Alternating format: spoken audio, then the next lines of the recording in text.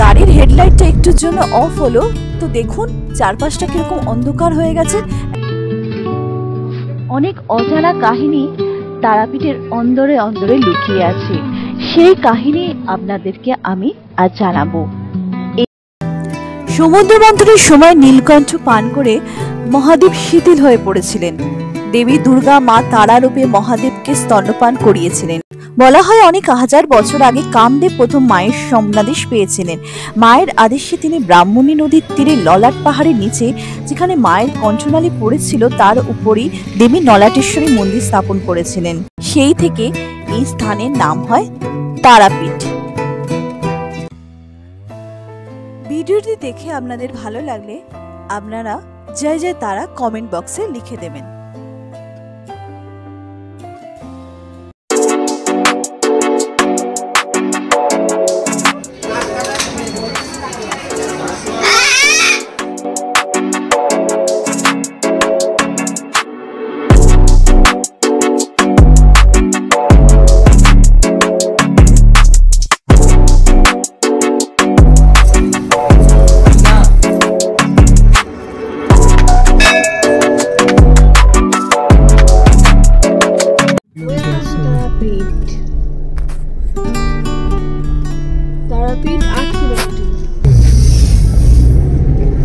অবশেষে পৌঁছে গেলাম তারাপীঠ মন্দিরের কাছাকাছি। আর কিছুক্ষণ লাগবে, আর লাগে 15 মিনিট। দেখুন রাস্তা, দেখুন এই আলো ছাড়া আর কোনো আলো নেই। গাড়ির হেডলাইটটা একটুর জন্য অফ হলো, তো দেখুন চারপাশটা কিরকম অন্ধকার হয়ে গেছে, একদম গা ছমছম করা পরিবেশ। স্ট্রিট লাইট একটাও নেই, আর এই গাড়ির আলোই একমাত্র আলো এই রাস্তা দেখিয়ে নিয়ে যাওয়ার জন্য। তো চলুন তারাপীঠে আর কিছুক্ষণের মধ্যেই পৌঁছে যাব আমরা। মন্দির রোডে আছি, টেম্পলের কাছাকাছি। কি দেখেছেন? গাড়ি এগোতেই পাচ্ছি না, এত সুন্দর রাস্তা, চারপাশে দোকান।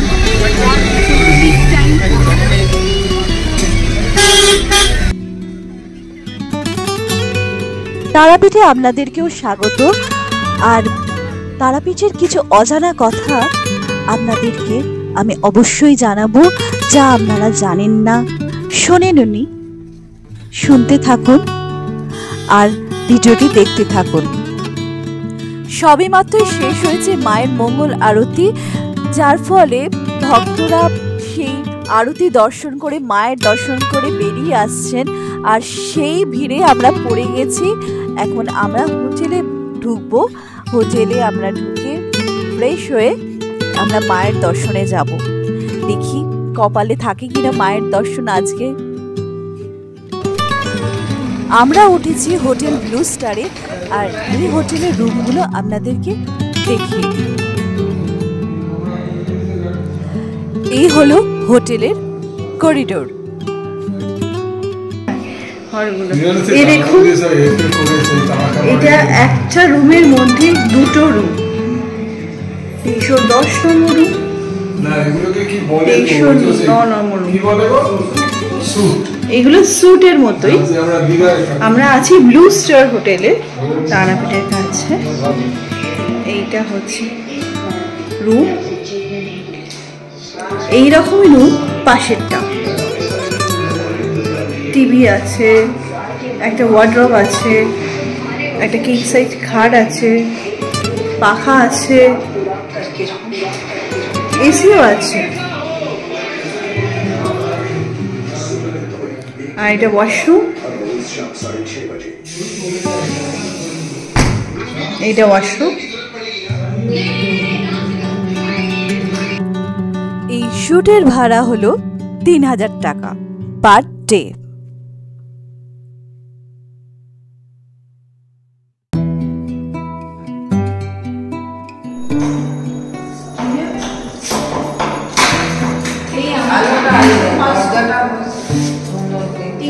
নম্বর রুমে আমরা আছি।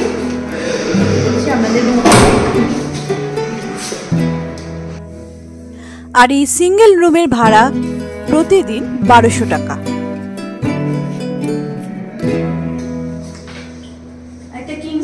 বেড, একটা টিভি আছে, একটা এসি আছে, আর সামনে একটা টেবিল, দুটো চেয়ার, আর একটা ওয়ার্ডরোব ছোট মতো।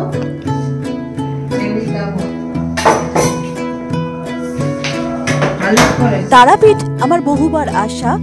এই মন্দিরের রাস্তায় স্কুটার বা 2 চাকার বাইক আমি দেখেছি, কিন্তু 4 চাকার গাড়ি কখনোই নয়। কিন্তু এই হোটেলের সৌজন্যে আমরা 4 চাকা নিয়ে ঢুকেছি, আর এই হোটেলের পার্কিংয়ে আমাদের 4 চাকা খুব সুন্দরভাবে আমরা পার্কিং করেছি। ফ্রেশ হয়ে তাড়াতাড়ি করে পা চালালাম মন্দিরের উদ্দেশ্যে। মায়ের মূর্তি দর্শন করার ইচ্ছা প্রবলভাবে জেগেছিল, কিন্তু আফসোস যে মন্দিরের দরজা বন্ধ হয়ে গেছে, কারণ রাত্রি 9টা বেজে গেছে। তাই মায়ের মুখ দর্শন করা আর হলো না। দূর থেকে মাকে প্রণাম জানিয়ে বললাম, তাহলে কাল সকাল সকালই মাকে দর্শন করতে আসবো এবং পুজো দেব। তাই ফিরে গেলাম আবার হোটেলে। এই সেই রাস্তা যে রাস্তা দিয়ে মায়ের মন্দিরে যাওয়া যায়, তারা মা সরণী। আমরা এই রাস্তা দিয়ে মায়ের মন্দিরে পুজো দিতে গেলাম। সকাল সকাল তৈরি হয়ে চলে এসেছি মায়ের পুজো দিতে এবং মায়ের দর্শন করতে আমরা সপরিবারে। নতুন নিয়ম চালু হয়েছে যে মোবাইল ফোন এবং ক্যামেরা নিয়ে মন্দিরের ভেতর প্রবেশ করা চলবে না। আমরা ভিআইপি লাইনে পুজো দিয়েছি, তাই সেই লাইনের মাঝখানে মোবাইল ফোন জমা নেওয়া হচ্ছে, ক্যামেরাও জমা নেওয়া হচ্ছে। ভিআইপি লাইনের পুজো দিতে প্রতিজন লাগে 500 টাকা। আমাদের সেবায়িতের কাছে আমরা 500 টাকা করে 4 জনে দিয়েছিলাম 2000 টাকা। পুজো দেওয়া হয়ে গেছে, আমরা নাট মন্দিরে এলাম। দেখুন, নাট মন্দির থেকেও মায়ের দর্শন পাওয়ার জন্য ভক্তদের কি ভিড়। আমার মতো অনেকেই দেখুন মাকে সামনে থেকে পুজো দিয়েও চলে এসেছে নাট মন্দিরে মায়ের আরেকবার দর্শন পেতে। মাকে যতবারই দেখা হয় ততবারই মনে হয় আরেকবার দর্শন করি। মায়ের মহিমাই এমন। আমরা এখন দাঁড়িয়ে আছি মহাদেবের মন্দিরের সামনে। তারাপীঠে মহাদেব চন্দ্রচূড় হিসেবে পূজিত হন। এই মন্দির নির্মাণ করেন জয়দত্ত বণিক নামক ত্রয়োদশ শতাব্দীর এক বণিক পরিবারের সন্তান। মন্দিরটি মাঝারি আকারের গম্বুজাকৃতি ও তারা মন্দিরের পূর্ব দিকে অবস্থিত। এই গর্ভগৃহে মাঝারি আকার উচ্চতার কালো পাথরের বিগ্রহ অবস্থিত। মন্দির চত্বর থেকে প্রায় 3 ফুট উপরে পশ্চিমমুখী মন্দিরটি অবস্থিত। আমার চোখে আমার ক্যামেরায় তারাপীঠ মন্দির চত্বর, আর এই চত্বরের পাশেই রয়েছে বাবা খ্যাপার মন্দির এবং বাজরংবলীর মন্দির, আর রয়েছে ধূপ দীপদানি। আপনার তারা মায়ের উদ্দেশ্যে পুজো করে ধূপ দীপ দেখিয়ে এখানে রাখতে পারেন। আর রয়েছে দুধ পুকুর। এই দুধ পুকুরে আপনার চান করে মায়ের মন্দির দর্শন করতে পারেন। আর এখান দিয়ে সাধারণের লাইন যায়। আর দেখুন কত ভিড় হয়েছে, কত লম্বা লাইন। আর এখন নতুন নিয়ম হয়েছে, সেহেতু এই নতুন নিয়মের জন্যই সাধারণ লাইনের পাশেই এই পুকুর পাড়ে মোবাইল ফোন নেওয়ার একটি কাউন্টার করা হয়েছে। আপনারা সাধারণ লাইন দিয়ে যদি যান, ওইখানেই আপনাদের মোবাইল ফোন জমা দিতে হবে। এই তারা মায়ের মন্দির, আর এই হলো নাট মন্দির। আমরা এখন এসেছি বাবা ভোলেনাথের মন্দিরে। বাবা ভোলেনাথের মন্দিরে পুজো হচ্ছে, তাই আমরা এখন ঢুকতে পারিনি। লাইন পড়েছে, সাধারণ লাইন।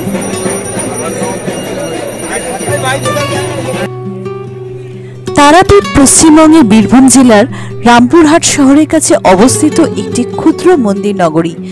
হিন্দুদের বিশ্বাস এই মন্দির ও শ্মশান একটি পবিত্র তীর্থক্ষেত্র। তারাপীঠের তারা মন্দির প্রাচীন বঙ্গ তথা রাঢ় বাংলার এক সাধন পীঠ বা সিদ্ধপীঠ, মতান্তরে জাগ্রত শক্তিপীঠ এবং উপপীঠ। এখানে দেবী উগ্রতারার শিলারূপ প্রতিষ্ঠিত রয়েছে। তারাপীঠ ভারতে অত্যন্ত জনপ্রিয় সাধনক্ষেত্র ও তন্ত্রের অভীষ্ট স্থান। প্রখ্যাত সাধকেরা সিদ্ধি লাভ করায় সিদ্ধপীঠ হিসাবে পরিচিত বীরভূমের তারাপীঠ। বৈশিষ্ট্যমণি থেকে শুরু করে সাধক বামা খ্যাপার অলৌকিক কাহিনীতে পূর্ণ মা তারার এই প্রাঙ্গণ। অনেক অজানা কাহিনী তারাপীঠের অন্দরে অন্দরে লুকিয়ে আছে, সেই কাহিনী আপনাদেরকে আমি আজ জানাবো এই ভিডিওতে। আমি এখন সিদ্ধিদাতা গণেশের আশীর্বাদ নিচ্ছি। আমাদের পুজো দেওয়া শেষ, এবার আমরা বেরিয়ে যাব। বেরিয়ে ব্রেকফাস্ট করে যাব নলহাটির উদ্দেশ্যে। আর সেই পথে যেতে যেতে আপনাদের তারাপীঠের অপ্রকাশিত কথা আর নলহাটির কথা দুটোই জানাবো। এই হোটেলে আমরা সকালবেলা জলখাবার খেয়েছি, পুরি সবজি।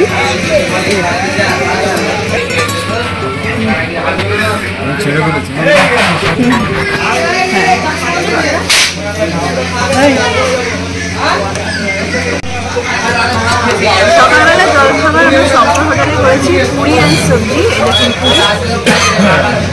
দেখুন ভালো করে ফুড দেওয়া আছে, খুব সুন্দর ফুড আর টেস্ট খুব ভালো। আলু কাটা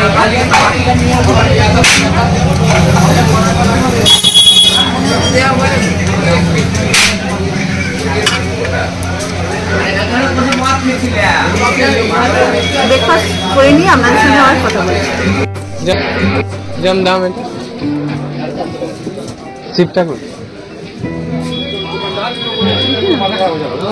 উদ্দেশ্য তারাপীঠ থেকে কিছু স্মৃতি নিয়ে যাওয়া, তাই একটু কেনাকাটা। তারাপীঠের অজানা ও অপ্রকাশিত কথা শুনুন তাহলে। কথিত আছে ব্রহ্মার সপ্তম মানসপুত্র ছিলেন বশিষ্ঠ মুনি। তিনি সপ্তর্ষিদের মধ্যে একজন ছিলেন। বীরভূমের এই তারাপীঠ শ্মশান সংলগ্ন স্থানে তিনি মাতৃ আরাধনায় দীর্ঘ তপস্যায় বসেছিলেন। বশিষ্ঠদেব সাধন ক্রিয়ার জন্য কামরূপী পাড়ি দেন, কিন্তু কামরূপ রাজ্য কামাখ্যায় ম্লেচ্ছাচারে ক্রুদ্ধ হয়ে তিনি আসাম দেশ ত্যাগ করেন। এরপর তিনি সাধন পদ্ধতির জন্য রাঢ় বাংলায় পাড়ি দেন। বীরভূমের এই তারাপীঠ শ্মশান সংলগ্ন স্থানে তিনি মাতৃ আরাধনায় দীর্ঘ তপস্যায় বসেছিলেন। তপস্যায় সন্তুষ্ট হয়ে দেবী দুর্গা দেখা দেন। মাতৃগর্ভে তার জন্ম হয়নি বলে বর হিসাবে বশিষ্ঠ মুনি দেবীকে মাতৃরূপে দেখা দেওয়ার নিবেদন করেছিলেন। সমুদ্র মন্থনের সময় নীলকণ্ঠ পান করে মহাদেব শিথিল হয়ে পড়েছিলেন। দেবী দুর্গা মা তারা রূপে মহাদেবকে স্তন্যপান করিয়েছিলেন। শুক্লা চতুর্দশীর দিন সেই মা তারা রূপেই বশিষ্ঠ মুনিকে দেখা দিয়েছিলেন তিনি। সেই থেকে এই স্থানের নাম হয় তারাপীঠ। তবে আরো বিভিন্ন মত রয়েছে। তবে এই বিষয়ে আরেকটি কথাও শোনা যায় যে বশিষ্ঠ মুনি এখানে তারা দেবীর তপস্যা করেছিলেন, কিন্তু তিনি অসফল হয়েছিলেন। তখন তিনি তিব্বতে গিয়ে বিষ্ণুর অবতার বুদ্ধের সঙ্গে সাক্ষাৎ করেন। বুদ্ধ তাকে বাম মার্গে মদ মাৎস্যাদি পঞ্চমাকার সহ তারাদেবীর পূজা করতে বলেন। এই সময় বুদ্ধ ধ্যান যোগে জানতে পারেন মন্দিরে তারামূর্তি প্রতিষ্ঠা করে পুজো করার আদর্শ স্থানই হল রাঢ় বাংলার তারাপীঠ।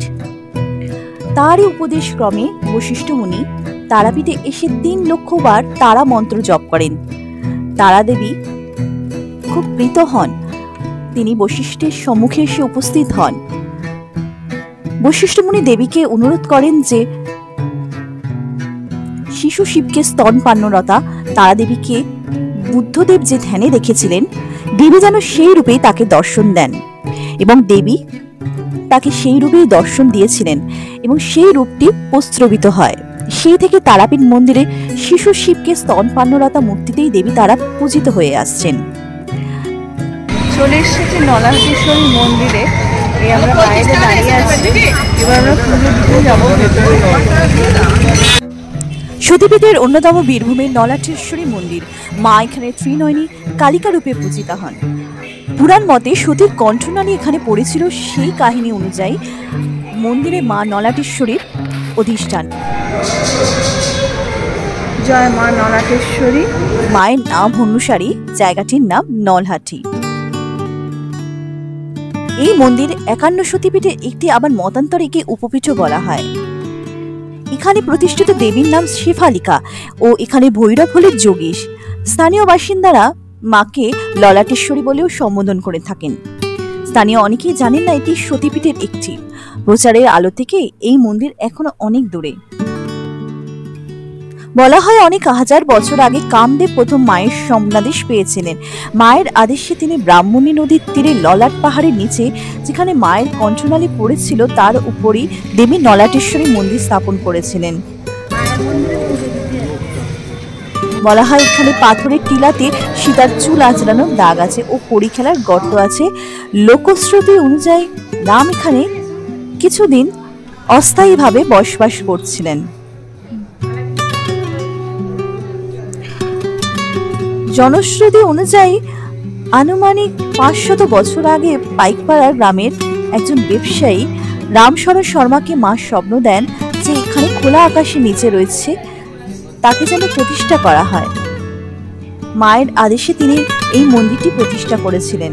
পাহাড়ের মাঝে একটি গাছের নিচে মায়ের বস্ত্রীভূত দেহাংশটি পড়েছিল, সেখানেই মন্দির স্থাপিত হয়।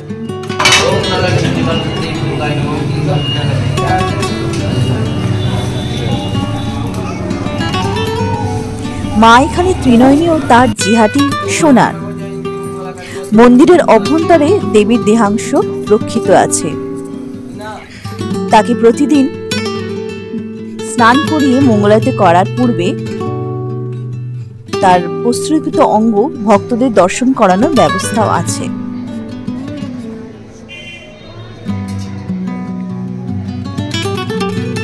নলাটেশ্বরী মন্দিরের ভিতরের দেয়ালের উপরের দিকে বিষ্ণুর 10 অবতারের চিত্র চিত্রিত আছে, সেই সঙ্গে মায়ের 9টি রূপও এখানে চিত্রিত রয়েছে।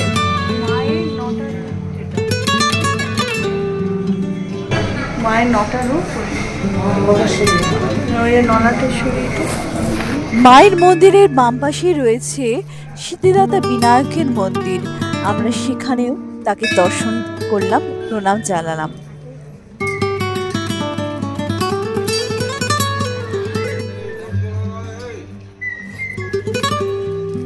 এখানে দুর্গাপুজোর সময় মাকে দুর্গা রূপে এবং কালী পুজোয় মাকে বিশেষ পুজোর ব্যবস্থা থাকে।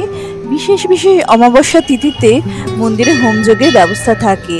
আমরা এমন একটি দিনে গেছি, সেখানে দেখি যে কালসর্পদোষের পুজো হচ্ছে। এই সব পুজোর জন্য আপনাদের মন্দির কমিটির সঙ্গে যোগাযোগ করতে হবে। নলাটেশ্বরী মায়ের দর্শন করেই আমরা বেরিয়ে পড়েছি তারাপীঠের উদ্দেশ্যে। এখন তারা মায়ের ভোগের সময়, তাই ভোগ দর্শন করে আমরা ভোগ পেতে ইচ্ছুক, সেই কারণেই আমরা চলেছি তারাপীঠে। দেখা যাক আমরা ভোগ পাই কিনা।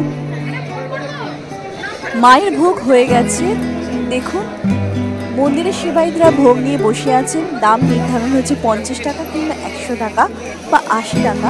তো যেমন দামে আপনারা পারেন সেই দামে আপনারা নিতে পারেন মায়ের ভোগ। আমরাও সেই ভোগ নেওয়ার উদ্দেশ্যেই এখানে এসেছি। জয় মা তারা। মায়ের ভোগ গ্রহণ করে আমরা বেরিয়ে পড়েছি বাড়ির উদ্দেশ্যে, কিন্তু তার আগে আমরা কাকাতুয়া নামক দোকানটি থেকে প্যারা নেব বাড়ির জন্য। তো আমরা এই দোকানে এসে দেখা পেলাম একটি কাকাতুয়া। সে অনেক রকম কথা বলল আমার সঙ্গে, আমিও তার সঙ্গে অনেক রকম কথা বললাম। কাকা কাকা, ও বাবা অভিমান করেছো? না না, অভিমান করেছো? অভিমান করেছো? ও বাবা কাকা, অভিমান করেছো? তুমি রাগ করেছো? করেছো? রাগ করেছো? রাগ করেছো?